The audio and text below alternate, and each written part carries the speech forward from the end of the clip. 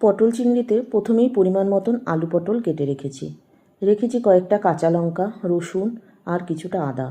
এবার কড়াইতে তেল গরম হয়ে গেলে আলু পটলগুলো নুন হলুদ দিয়ে আলাদা আলাদা করে ভালো করে ভেজে নেব।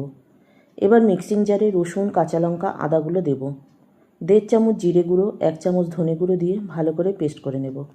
এরপর আলু পটল ভাজার তেলেই কিছুটা তেল দিয়ে শুকনো লঙ্কা, তেজপাতা, গোটা জিরে ফোড়নে দেব। ফোড়ন চলে আসলে পেস্ট করে রাখা মশলা দিয়ে দেব। এবার একে একে হলুদ, নুন, অল্প চিনি, কিছুটা টমেটো সস দিয়ে মশলাটা কিছুক্ষণ নাড়াচাড়া করে আগে থেকে পরিষ্কার করে নুন মাখিয়ে রাখা চিংড়ি মাছগুলো দিয়ে দেব।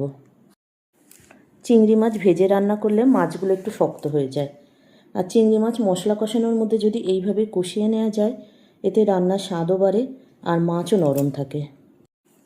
এবার কিছু সময় নাড়াচাড়া করে ভেজে রাখা আলু পটলগুলো একে একে দিয়ে দেব।